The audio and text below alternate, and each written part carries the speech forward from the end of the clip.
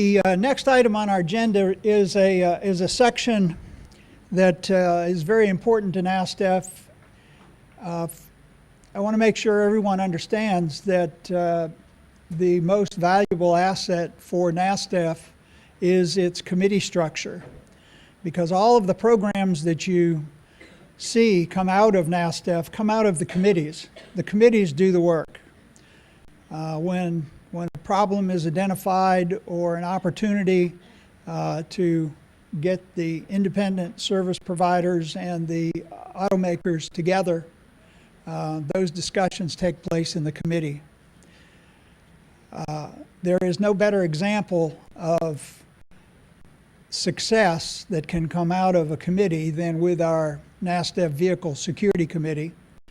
And I'm going to bring up Claude Hensley as one of the co-chairs for the Vehicle Security Committee, and let him give a report on what the Vehicle Security Committee is working on. You just use the right arrow. This one right here. Yeah, thank you. Good afternoon, everyone. I'd like to take a moment to acknowledge my co-chair, Bob Stewart of General Motors. Bob could not be with us today, but in addition to all the other duties he has at General Motors, Bob has been working very hard on matters related to the Vehicle Security Committee. So Bob, I believe you're on the webcast. Thank you for all you do. I'm going to give a VSC update. But before we do that, I want to review a subject that I brought up at the last general meeting. What we're looking at on the screen is the very top of what we call the D1 form. This is attachment D-1 to our terms and conditions document. In essence, it is a permission slip from the owner of the vehicle, allowing the vehicle security professional to access the vehicle owner's security data. The customer shows positive ID matching the name on the registration or title. The VSP logs a few things onto this form, then the customer signs it. I mentioned last time that we were even more strongly emphasizing compliance audits of these forms. Our Director of Operations has increased the audits of these forms to an average of 80 per month. So if you are a member of the VSP registry, make sure you have all your D1 forms filed in a secure manner and accounted for. The Director of Operations will disable your account and has been doing so to people for failing to pass an audit of these forms. This form has to be taken seriously to keep your registry privileges. The theme for the Vehicle Security Report today is the increasing relevance of the Vehicle Security Professional Registry and NASTF. This table shows that all 50 states are represented in the registry, as well as 67 participants from Canada. This graph shows active members of the registry by year. As of December 31st, we had 2,422 active members of the VSP registry. We had a slide up here earlier of how much that's grown. It's significantly higher now. The green part of the bar here represents locksmiths that are members of the registry. The red represents auto service techs who are members. You may notice this graph is steepening. One reason is that there's been a very significant increase in the locksmith side of the equation in 2014. Automakers increased or have been increasing internal audits of security data transactions at their franchised dealers.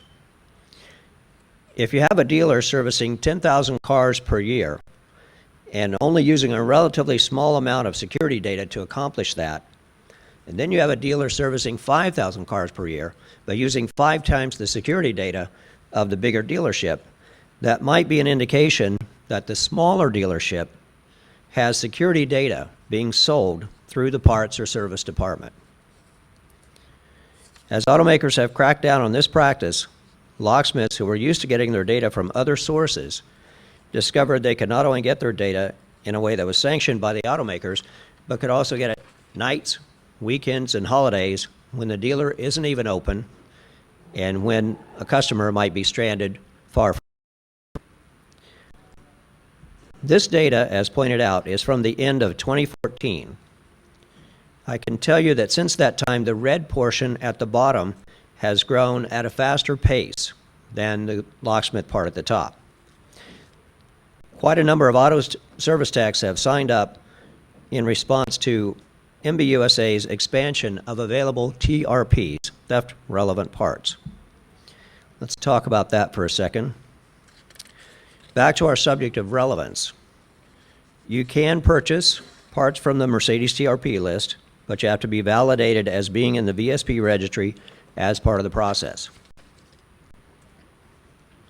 Ford validation screen. What in the world is that? Let me just say up front here, this is not a term you're going to see in Ford's training materials. I made this terminology up to give myself an easy bridge into this subject. We brought up at the spring meeting last year that on 2014 Fusion and MKZ, if you're working with a J2534 device and you're on the Ford service subscription site and you're installing certain security-related parts, a validation screen is going to pop up and ask you to enter your vehicle security professional credentials. Before you can proceed, you'll have to enter your VSP number, also known as an LSID, and password. Ford then pings the registry with David to make sure that you are a member. What is the point of this screen and the previous slide regarding Mercedes TRPs? The point is, automakers are finding, as time goes by, more utility for this program. In closing, I want to bring up this very impressive graph. You may notice this graph is also steepening. Way over on the left, that little dark blue stub you see represents 2008. That year, we logged 22,851 security data transactions. At that time, that looked very impressive. We didn't have all these other bars to the right to compare it to. I personally was blown away by the purple bar last year when we topped 500,000 data transactions in the registry. 2014 has proved even more impressive. In 2014, we were only 116,000 short of 1 million transactions in the registry. That brings us back to how we started this segment today. NASTF and the Vehicle Security Professional Registry are gaining more and more relevance for the automotive industry. We do have time for a couple of questions if anyone has one.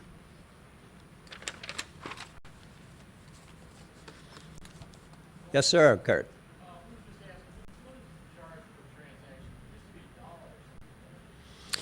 The members of the registry pay, we've used the term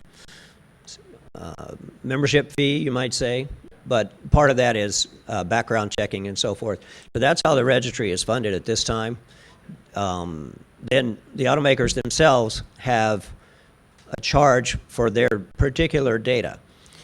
For example, if you need a PIN code and the mechanical code, on most of the sites, that's all.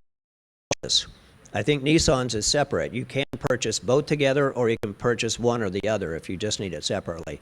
And I personally think that's a good model. A lot of our auto service techs are going to be going on here in the future, and they're just really going to need a PIN code. That's what they're looking for.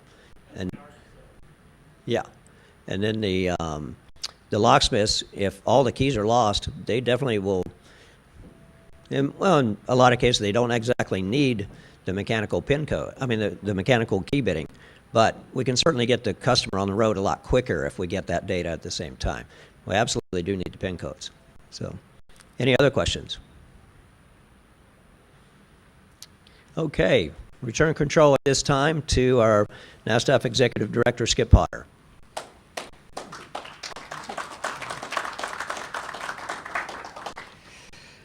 Thank you, Clyde. The next committee is our Equipment and Tool Committee. And presenting for our ETC, Kurt Imicus.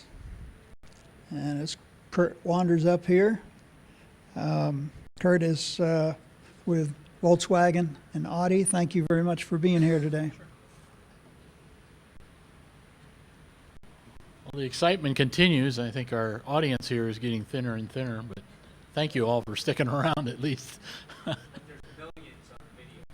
Is there? Okay. Hi, everybody out there. Yeah, Greg Potter and I co-chair this committee, and it's been an honor working with him, and hope to continue doing so. We don't have a lot to talk about today, but there's a couple of slides that we can carry on with. What's the next slide? Oh, yeah, okay.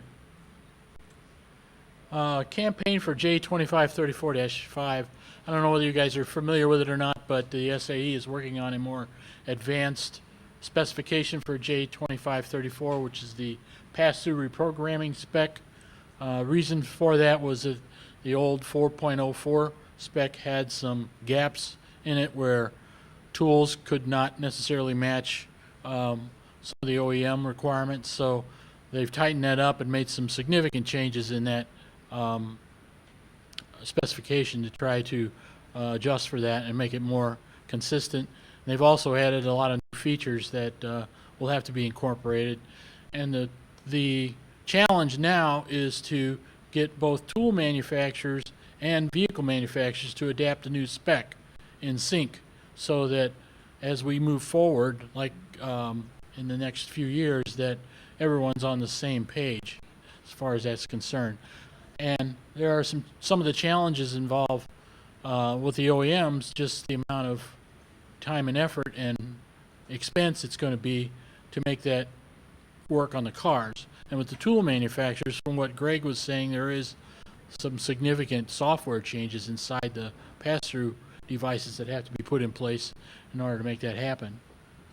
One of the other things is the equipment and tools matrix on the web pages of NASTF. Those is a continuing challenge to try to keep those up to date for different features and benefits that are on that site. So tool SIRs, went the wrong way.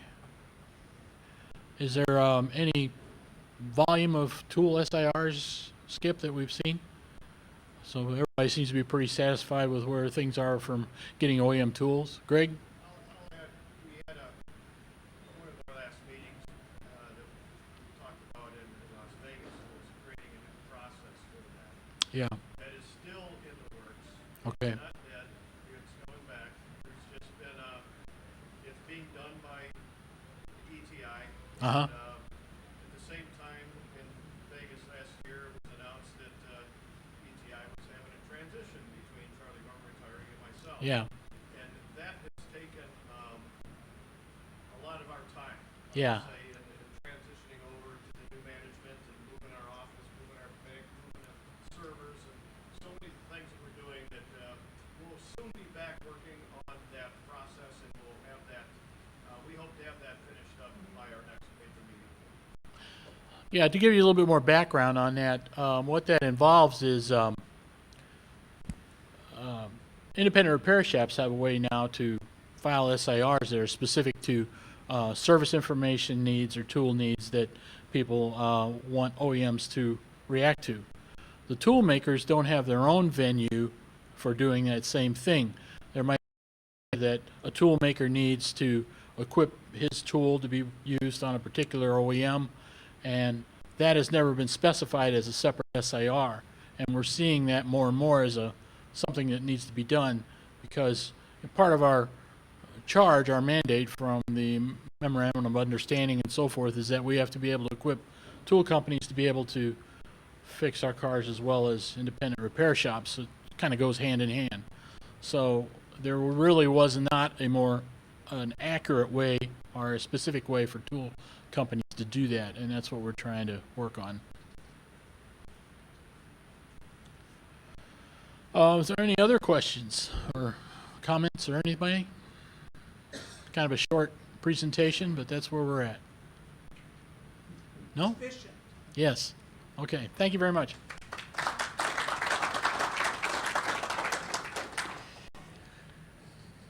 The Collision Repair Committee, and while Tim Morgan with Spinacy Americas makes his way up here, you can thank the Collision Committee for producing that feature session we had today. So I want to thank your committee for kind of generating the feature session for this event. Thank you very much. So just use the right arrow to. Good afternoon. I'd like to thank Gary Ledoux from Honda for also being a co-chair. We both try to work hard together along with Skip and everybody else in the committee to make sure that we have information out there. Short presentation today. I apologize, I lost my notes on the way here due to being robbed. We won't go into detail, but should be able to work through it pretty quickly. NASTF over a period of time has been very well received on the automotive service side, but has never been really noticed by the collision side for them to be able to see what's actually available or how NASTF could help. We've worked with the industry and collaborated to be able to put materials together and go to the OEM with the information that we were asked to provide. And we are also able to put together a NASTF collision repair reference matrix of what materials was put together and what was available for the technician or for the shop owner or manager to be able to put things to purpose. What you probably gained from the presentation earlier today was a lot of information that I'm actually going to share over these next couple of slides. Is collision repair today is more of a science today than it ever was. Everyone in this room, whether you're a scan tool person, a mechanic, or whatever, is involved in the collision repair business, and you may not know it. If you start to look at vehicles today, you're going to find that more and more just changing a simple windshield is going to cause an event for the vehicle to have to go back to the service department. So it goes beyond the tools and equipment and the processes that they were talking about earlier today that just had to do with trying to do a proper repair and trying to make a vehicle safe. So in the back of your minds, realize just how important NASTF continues to be as the collision repair continues to grow and become harder and harder to deal with on a daily basis. And as Gary said, that repair processes can change every day. The materials in the cars change quickly. The steel used in a vehicle for say the beginning of 2014 could be replaced and changed by the end of 2014 in the build process. And with that happening, you always need to go back to the OEM procedure. You can't print a procedure and think 6 months later that procedure is going to work. And that's why this repair matrix is constantly updated. So when we look at the new technologies of what you see in collision repair, and I just listed the collision side of them, we're talking about material content. There's been a big buzz in the industry about aluminum. And aluminum right now has been pretty much the luxury brand vehicles where you see aluminum. But now the 2015 Ford F-150, which is the most sold vehicle in the world, has an aluminum body on top of a steel frame. That has caused a whirlwind of changes within the body shop of how repairs are processed, the tooling, and as you heard from the group earlier, the duplicate tooling that they may have a rivet tool that's approved by one manufacturer but not approved by the other. And the same thing with carbon fiber. The new BMW that was released, the 1 Series, is a carbon fiber body. We start to see more and more carbon fiber coming. And as we start to look at these materials, whether it's steel, carbon fiber, or aluminum, beyond just tools and repair processes, we also need to look at protection for the employees. As it was mentioned earlier, there's a new magnesium roof coming out on a Porsche. There needs to be personal protection for the employees and the environment so that these repair processes are done correctly. So are there a lot of changes in equipment? Yes. As Gary said, buying a new welder. Typically, being that I'm in the equipment business, I can tell you that the average body shop is probably on their 3rd generation spot welder today, and maybe looking at their 4th generation. Just because of material change and trying to make equipment to be able to process the materials quicker and faster without having to have an OEM parameter for every single weld. As Gary was talking about today, what he just purchased was a smart welder that it actually detects the thickness, it detects the, and it will make the automatic settings to take the thought of the technician out of it and be able to process the weld correctly. And as the vehicles are being built today, as you'll see from a couple slides I'm going to show you, there's multiple materials throughout the vehicle that have to be processed with that welder. So to have a welder that had OEM parameters for every single weld really isn't capable today. It needs to be a welder that can automatically program itself. And then obviously the repair technique. The OEM repair technique that's out there today is how the vehicle should be repaired correctly. The reason that is because obviously the OEM has done the behind-the-scenes work with the computer-animated design along with crash testing to be able to realize that, yes, we can put a sectioning procedure in this vehicle. No longer today can you take a vehicle and turn around and say that I'm going to cut this rail in half and put a joint behind it and put it together. Airbag timing in a vehicle today is in milliseconds. Reinforcing a panel that wasn't meant to be reinforced, that was probably supposed to collapse, is going to affect the airbag timing. And that airbag timing is the balloon hitting you in the face, saving you from the windshield. It's the difference between life and death. So when you start to look at OEM repair procedures, you need to, as a technician, as a shop owner, a manager, an estimator, you need to get with your parts supplier at the OEM level to find out what's available. You need to subscribe for the OEM information. Know that before you start the repair. And finding the procedures sometimes isn't easy. As we've known for the past few years that I've been on the NASTF committee, is that the OEM information isn't just hanging out there waiting for you to find it. And we look at typical materials today. This is, I took this from a Honda, actually, excuse me, I have another Honda coming, but I took this from a Ford product. As you can see, 40% of the vehicle today is now mild steel. Mild steel being the average steel that's easy to repair, that a vehicle was built from, and how it was put together, say 5 to 6, 7 years ago.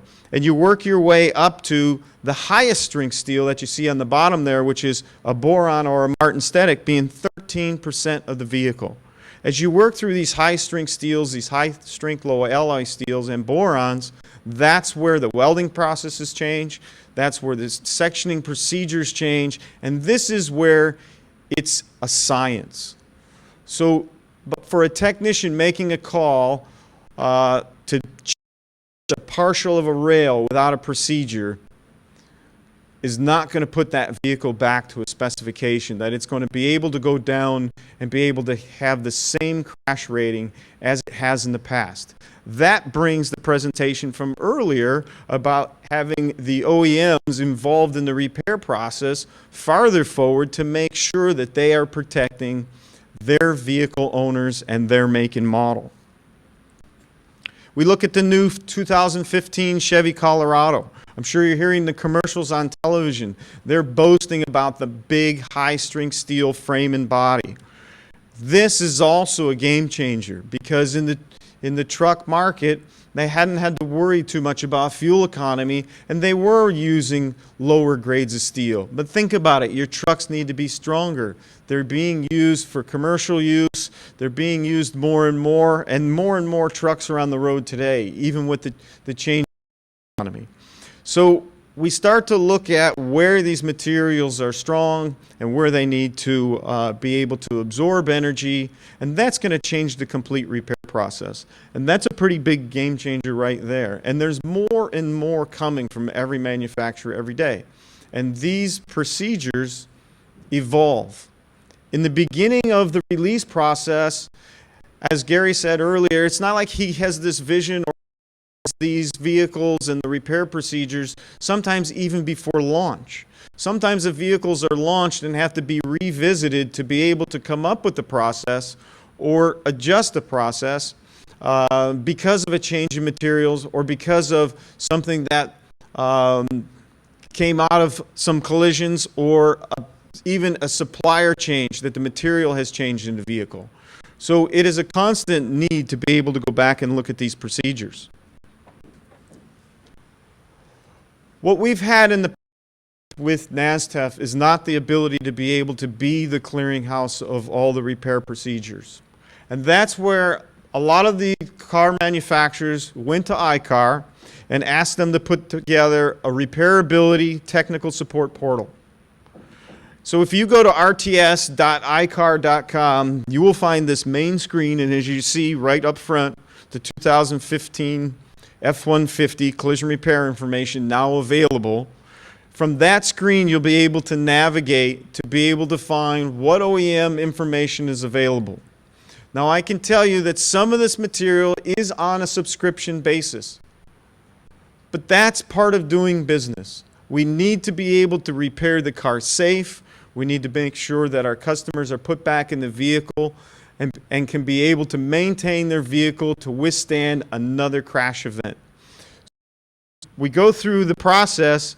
We're going to choose the vehicle manufacturer of what type of repair that type of manufacturer that we have, and from there we're going to be able to go into look at what's new and what's been released for the vehicle, or be able to find the collision repair information that's out there, and also shortcuts to many other areas within that manufacturer. As you see on this particular screen where it's showing you Ford partial part replacement. So that would tell you in that area you would be able to find, is there a procedure to be able to not replace the complete panel? You'll also see that on the right where it says Ford statements. Those are repairability statements. Those are telling you, yes, it's okay to do this, and no, it's not okay to do that. And those need to be followed strictly for every vehicle manufacturer. The collision repair business is a serious business. And think about, as I've thought about this my whole life, putting a vehicle back together, it's not just the person in the vehicle, it's everyone surrounding that vehicle. The doctor goes into an operating room, one person is at risk. It's the patient. One car not correctly and put back on the road leaves the whole driving public at risk if that vehicle should fall apart or be in another event that it crushes too soon or it's too strong and takes out the occupants of the other vehicle. So here's an example of some Honda information that's shared where you could go in and click and find the repairability of 2011 Odyssey, the 2013 Accord, the 14 Accord, the hybrid. So all the information showing you for those new vehicles and even the older vehicles that are out there, how to properly identify the materials and how to properly be able to do the proper repair process. Brings me back to NASTF. NASTF's not going to go away on the collision side. NASTF still needs to be in place because we need to be able to also be there to support ICAR and be able to help them and work with them in areas where the information is not available, because NASTF is a strong enough group to be able to reach out to the car manufacturer through the long-standing relationships to be able to work hand in hand with ICAR and the vehicle manufacturers to make sure this information gets out to the technician, the shops, to protect all the vehicle owners in the U.S. So if you'd like to join the committee, there's a web address right there to join the committee. We'd like to have you. Again, I'd like to thank you for the 15 minutes. I may have ran over a couple, I'm not sure. Hard to work without notes, but you got to roll with it. I mean, I got no computers. I had no clothes yesterday. It's like, what do you do? So I'd like to thank Gary again for all your support and everything you do, from not even just NASTF, but what Honda does for the collision industry to keep things straight. And keep repairing cars correctly. And thank you for everybody who's watching this online. We appreciate your support. Thanks.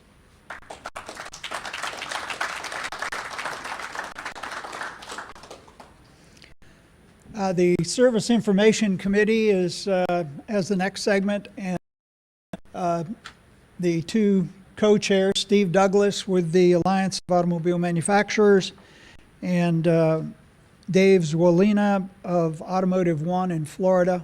Neither one of them are here right now. Steve Douglas had to leave to catch a flight back to California.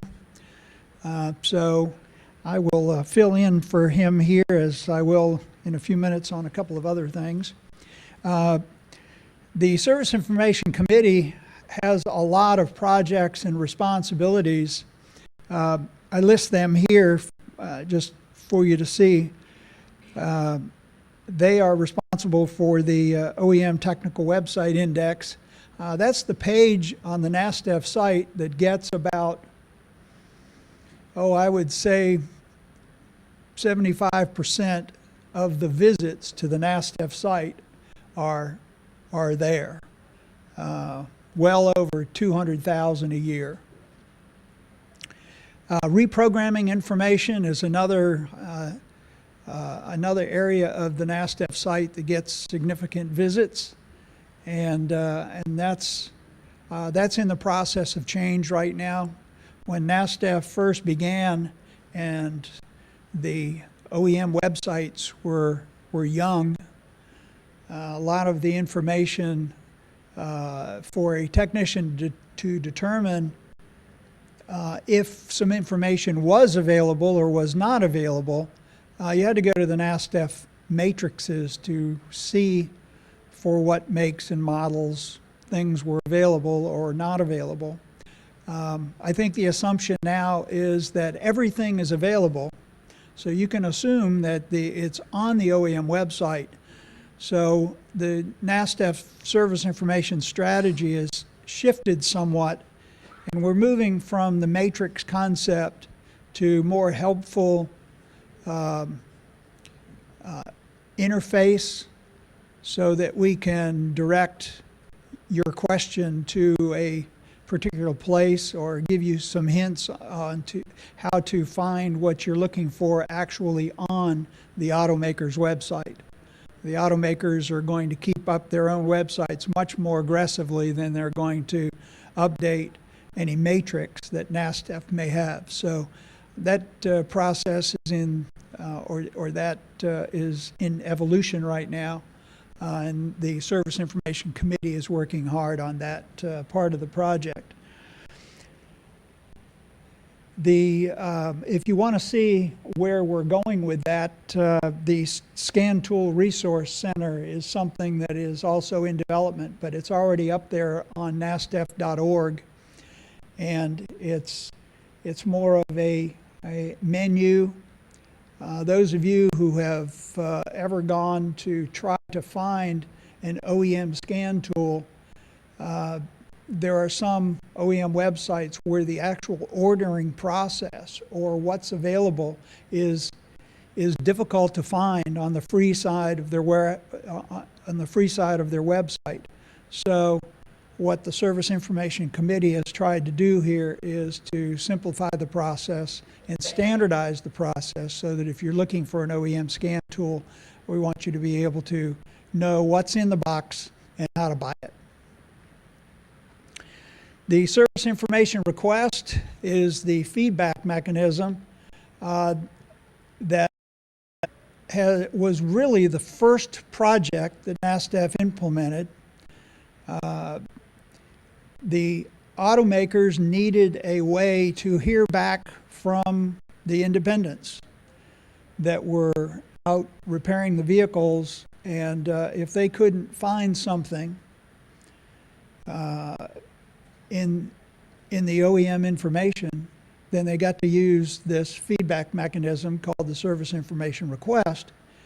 And we're up to 630 of those as of yesterday. And the process still works today as it did when it was introduced in the early 2000s. And I think that if anything, we will probably try to make that easier.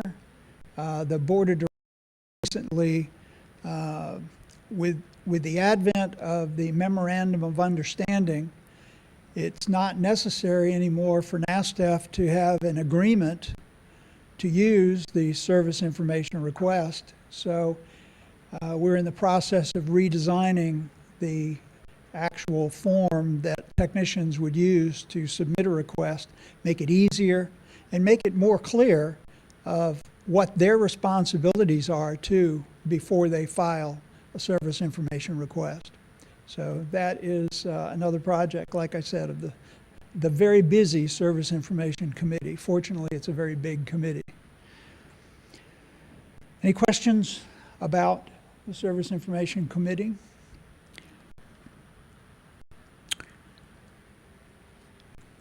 The next committee, NASTF committee to feature today is the Education Committee. And you can see the co-chairs here are on the independent side, Rob Morrell with WorldPac, and he's not able to be here today. For the OEM side, we are very fortunate to be in the neighborhood of BMW. And Jason Kozak with BMW has driven all the way down here from up the street to be with us. So thank you very much. A whole 12 miles. Skip. Hey, thank you, everyone. Right. Okay. Okay, so first I'd like to start out with a thank you to the co-chair, Rob Morrell, who was not able to be here today. Personally, I'd like to thank him for his continued dedication and efforts towards getting training to the independent repair community. Training information is very important, as you know. It equals the importance of service information. So the purpose of the committee. We have a few things that we're working on in 2015.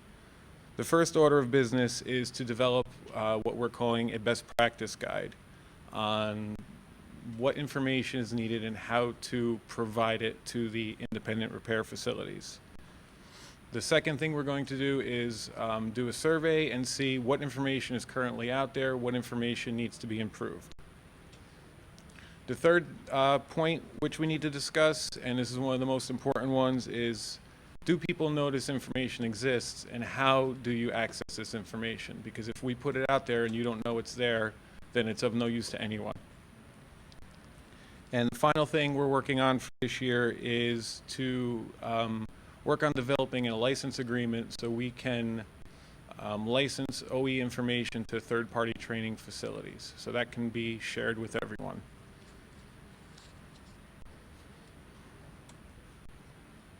A quick and short presentation.